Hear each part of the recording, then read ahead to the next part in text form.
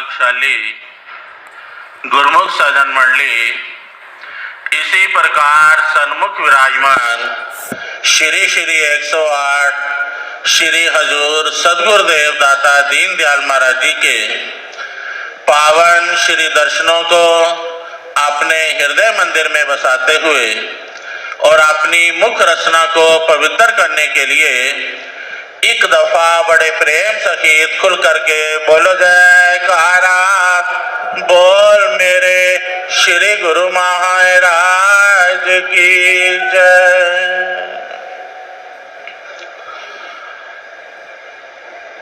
एक शब्द में कहते हैं, खुदा का नूर लेकर के जगत में आए हैं सतगुरु, रूहानी दात को बख्शने जगाने आए हैं सतगुरु। कि इस धरा धाम पर महापुरुषों का इस धरा धाम पर अवतरण ही केवल हम जीवों के कल्याण के निमित्त ही होता है और सचखंड को छोड़ करके भगवान इस धरा धाम पर हम जीवों के कल्याण के लिए इस धरा धाम पर प्रकट होते हैं और इस समय भी हम सबको अपने पावन दर्शनों से और शुभ आशीर्वादों से निहाल कर रहे हैं। बोल मेरे श्री गुरु महाराज की जय। एक बार हमारे हृदय सम्राट श्री श्री 108 श्री पंचम पातशाही महाराज जी हरिद्वार में कृपा फरमाई तो वहां पर एक कुटिया का मुहूर्त था। तो वहां पर काफी संगत एकत्र हो गई और श्री चरणों में सब गुरुमुख प्रेमी मत्था टेक रहे थे। तो वहां से एक साधु निकले तो उन्हें पता चला कि यहाँ पर कोई महापुरुषों ने कृपा फरमाई है। तो उसने वहां प्रेमियों को कहा कि क्या मुझे भी दर्शन हो सकते हैं। तब तो प्रेमियों ने विनय की कि बेनती करनी पड़ेगी, जैसा हुक्म होगा। श्री चरणों में विनय की गई और उसको दर्शनों की आज्ञा मिली। और जब श्री दर्शनों के लिए वह अंदर गए तो उनके आंखों के आगे काफी बाल बड़े बड़े थे। तो उन्होंने वह बाल साइड पर करते हुए जब दर्शन किए तो दर्शन पाकर के निहाल हो गए। और श्री सदगुरुदेव दाता दीनदयाल महाराज जी ने सहज ही उनसे पूछा कि आप कहां से आए हो। तो उन्होंने विनय की कि हम यहीं पर ही हरिद्वार में काफी समय से रह रहे हैं और यहीं पर ही जप तप कर रहे हैं। तब श्री सदगुरुदेव दाता दीनदयाल महाराज जी ने सहज ही उनसे पूछा कि हरिद्वार में रहते हो, क्या कभी हरि के भी दर्शन किए? तो उन्होंने श्री चरणों में विनय की कि स्वामी जी, आज तक तो कभी हरि के दर्शन नहीं हुए, लेकिन आपके दर्शन पाकर के ऐसा लगता है कि आज साक्षात हरि के दर्शन हो चुके हैं। बोल मेरे श्री गुरु महाराज की। कि महापुरुषों के दर्शन करने से ही जीव को ऐसा अनुभव होता है कि उसको साक्षात ईश्वर के दर्शन हो गए। ऐसे ही एक बार एक लंदन से प्रेमी दिल्ली में आया तो उसे पता चला कि श्री सदगुरुदेव दाता दीनदयाल महाराज जी ने श्री संत नगर में कृपा फरमाई है।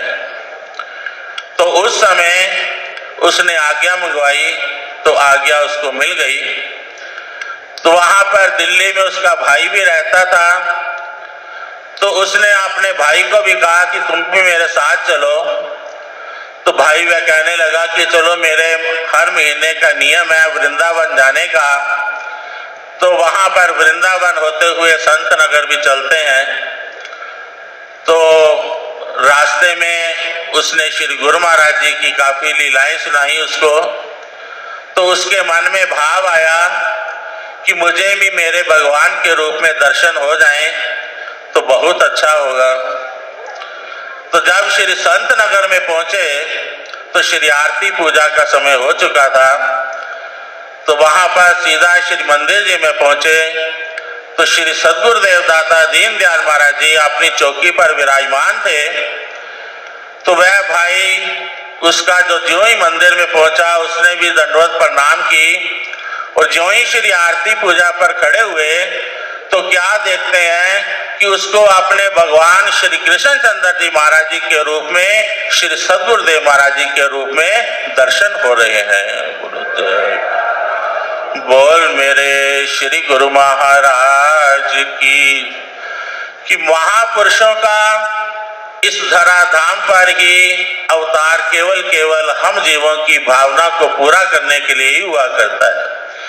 जैसे कहते भी हैं कि जिसकी रही भावना जैसी प्रभु मूरत देखी तिन तैसी, कि जिसके दिल में जैसी जैसी भावना होती है उसकी भावना के अनुसार ही उसको अपने इष्ट देव मालिक के दर्शन भी होते हैं। और साथ में हर एक जीव के दिल में इस भक्ति भाव को पूरा करने के लिए ही महापुरुष ऐसी ऐसी रचना रचाते हैं कि गुरुमुख प्रेमी सहज में ही महापुरुषों की चरण शरण में आकर के इस नाम और भक्ति की कमाई में लग जाते हैं। तो गुरुमुखों की हर भावना जो है फिर पूर्ण हो जाती है कि जिसके साथ भगवान का आशीर्वाद हो, खुद भगवान हो, उसको फिर किस चीज की कमी रह जाती है। उसके सब कार्य जो है पूर्ण हो जाते हैं। जैसे गुरबाणी में भी लिखते हैं कि धर जीरे इक टेक तो लाह बिडानी आस, नानक नाम ध्याये कारज होवे रास। कि जिसको एक अपने इष्ट देव मालिक का ही चरणों का आसरा हो और किसी चीज की आशा ही ना हो और अपने मालिक के नाम का सिमरन करता है, कहते हैं कि उसके वैसे भी सब कार्य रास हो जाते हैं, इस लोक के भी और परलोक के भी। और वह अपने घट में भी फिर ऐसे ही दर्शन प्राप्त करता है जैसे कि इस समय हम साक्षात दर्शन पा करके निहाल हो रहे हैं। बोल मेरे श्री गुरु महाराज की। एक बार हमारे हृदय सम्राट श्री श्री 108 श्री पंचम पातशाही महाराज जी के चरणों में किसी प्रेमी ने विनय की कि स्वामी जी, कभी कभी दिल उदास हो जाता है तो आपसे बात करने को दिल करता है। तो श्री गुरु महाराज जी मुझे अपना मोबाइल नंबर दे देवें। तब श्री सद्गुरुदेव महाराज जी मौज में आए और वचन फरमाए कि हमारा मोबाइल नंबर चाहिए। उसने की विनय की, जी स्वामी जी। तब श्री गुरु ने फरमाया कि कॉपी पेंसिल ले। तो सबसे पहले लिख श्री आरती पूजा, दूसरा लिख सेवा, तीसरा लिख सत्संग, चौथा लिख सिमरन और पांचवा लिख ध्यान। तब उसने विनय की कि स्वामी जी, मोबाइल में तो 10 नंबर होते हैं लेकिन ये तो 5 नंबर हुए। तब श्री गुरुमा ने फरमाया कि इन पांचों नियमों की सुबह भी पालना करना और शाम को भी पालना करना। जब तेरा नियम पूरा हो जाएगा और तेरी और फिर हमारी बात हो जाया करेगी। बोल मेरे श्री गुरु महाराज की कि महापुरुष तो हमें अपने चरणों के साथ हर समय लगाए रखना चाहते हैं कि गुरुमुख प्रेमी इन भक्ति के नियमों की श्रद्धा और प्रेम के साथ नित्य प्रति पालना करते रहें।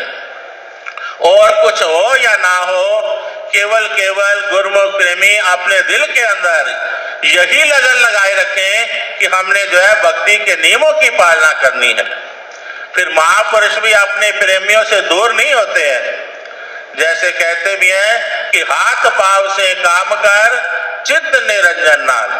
भले ही कहीं पर भी गुरुमुख प्रेमी रहते हैं, हाथ पांव से कार्यभार भी करते हैं, लेकिन अपना चित्त जो है मालिक के चरणों के साथ जोड़े रखते हैं। जैसे कि इस समय भी सब गुरुमुख प्रेमी अपना चित्त जो है मालिक के चरणों के साथ जोड़ करके अपने आप को अपने पावन श्री सद्गुरुदेव महाराज जी के शुभ आशीर्वाद से और पावन दर्शन पाकर के निहाल हो रहे हैं। बोलो जय। बोल मेरे श्री गुरु महाराज की। एक बार ऐसे ही बसंत ऋतु का मौसम था, तो हमारे श्री सद्गुरुदेव दाता दीनदयाल महाराज जी ने शाम के समय मोती बाग में कृपा फरमाई। तो वहां पर अनेक प्रकार के फूल खिले हुए थे। तब श्री सद्गुरुदेव महाराज जी ने उन फूलों को देखते हुए वचन फरमाए कि इन फूलों को देखते ही कितना दिमाग में ताजगी आ जाती है और दिल में कितनी खुशी आ जाती है। इसी प्रकार ही जब गुरमुख प्रेमी हमारे सामने आते हैं तो हम उनके हृदय के अंदर भक्ति के फूल खिले हुए देखते हैं, तो हमें भी बड़ी खुशी और प्रसन्नता प्राप्त होती है। बोलो जय। बोल मेरे श्री गुरु महाराज की। कि महापुरुषों को भी बड़ी खुशी होती है, प्रसन्नता होती है जब गुरुमुखों के हृदय के अंदर भक्ति के फूल खिले हुए देखते हैं।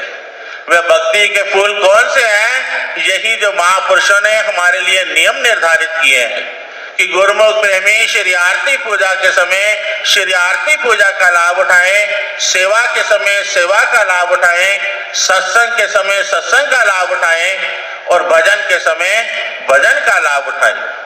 और साथ में हमारे लिए आजकल समय को देखते हुए महापुरुषों ने 2 घंटे भजन अभ्यास करना हर एक गुरुमुख के लिए जरूरी फरमाया है।